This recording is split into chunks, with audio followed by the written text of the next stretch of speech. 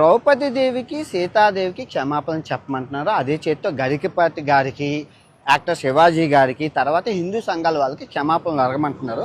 వినాయకుడి సన్నిధిలోనే నేను క్షమాపణలు కోరుకుంటాను. చెప్పే ముందు నేనేమన్నానండి, ద్రౌపది దేవిని సైంధవుడు కీచకుడు బలాత్కారం చేయబోయి చచ్చిపోయారు అన్నాను.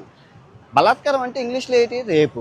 తర్వాత సీతాదేవిని రావణాసుడు ఎత్తుకెళ్ళిపోబోయి చచ్చిపోయారు అన్నాను. అంతే. ఇక్కడ చీరలు కట్టుకున్న వాళ్ళు ఆ మగవాళ్ళు ఏది చేస్తే వాళ్ళు చచ్చిపోయారు. ఇక్కడ 60,000 రేపులు జరిగాయి. సో వీళ్ళు ఇంకా బతికి ఉండి బిర్యానీ తింటున్నారు, మీరేం చేస్తున్నారు అని అడిగి అక్కడ సందర్భం. కానీ అక్కడ అంత చెప్పే ఛాన్స్ లేదు. తప్పు జొరలేదు కాబట్టి క్షమాపణలు కోరుకుంటాను. అదే తప్పు నేను ఒప్పుకుంటున్నాను కదా.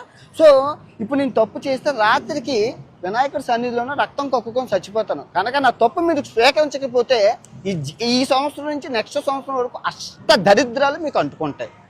ఛాలెంజా వినాయకుడి మీద ప్రమాణకం చేసి చెప్తున్నాను. నేను తప్పు చేస్తే ఈ రోజు రాత్రికి రక్తం కొక్కుని చచ్చిపోతాను. కానీ మీకు ఈ సంవత్సరం 26 అంతా నాలుక మీద మచ్చలోనే అష్ట దరిద్రాలు పట్టుకొని సర్వనాశనం అయిపోతారు. నేను చెప్తున్న తప్పుని స్వీకరించకపోతే.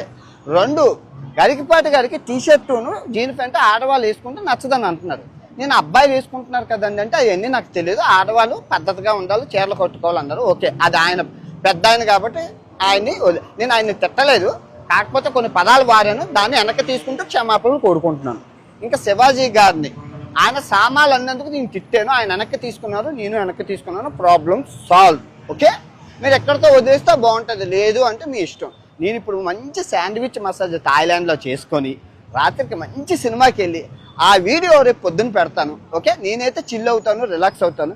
మీరేం అవుతారు అనేది మీ మనసుకే ఆలోచించేస్తున్నాను. Love you all. అందరూ బాగుండాలి, అందులో నేను ఉండాలి.